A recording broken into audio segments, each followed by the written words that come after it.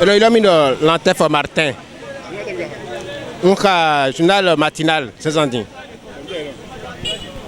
Mais les voyez, ça les soeurs ailleurs. Les mais 15 soeurs ailleurs. Bon, et quand il dépose les romains, on doit donner bon, et il dépose et tarihon. Oui, non, dit. Bon, nous là,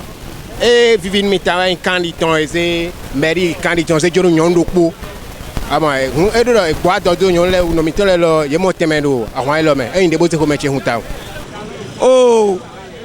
je suis là, Mika, matinale Mika, et le dit de si ça va y et ça, mais à Poton Kunoko, mais à Poton Kunoko de Cassoléo, né, midame, dit de mais les sous-titres, Bocassinkodia, Mito ça est conseil, ouais. Bon, conseil, la clé, bon, ça est, mais, et ouais, de commune de ton les méons, de département et ton les de commune de son, il y a les de Colombiens, il y a des ouasses,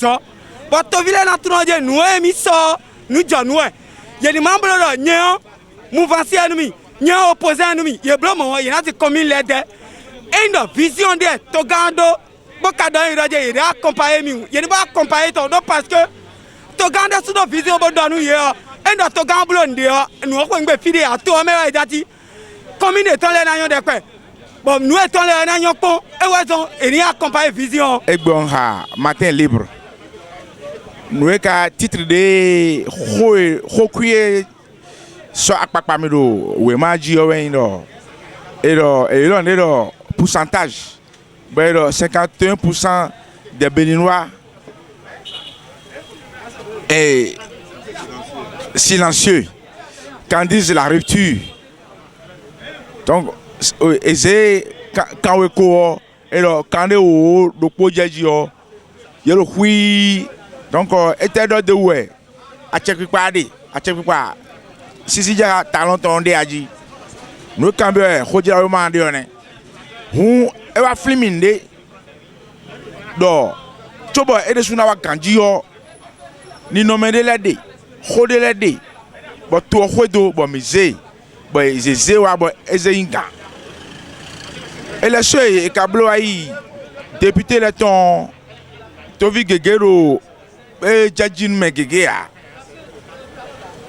elo de blo ai dion e ton pede e fa je to ame gango go me hu karabo savo kakaka chobo ton pere ben bon mon hu éclairo comme si le romain to ville hu to gan we nyando ni on nya pevi no vi ton pevi o endo e na tempon do e do pono sublo to do a poje na no blo to do mi bi si to e mi sunya mi de gbe a e de sublo kaka na jete me de vona le wa e sublo we ko e sublo we gban gbedo po e de suna wa o me de vona wa hu e na tempon bo me ro gbejile o e na ilo e bi ben na wamla no po bo de to na igbon ni no mele na igbon me lo kuro na mo fifo bo fifa na de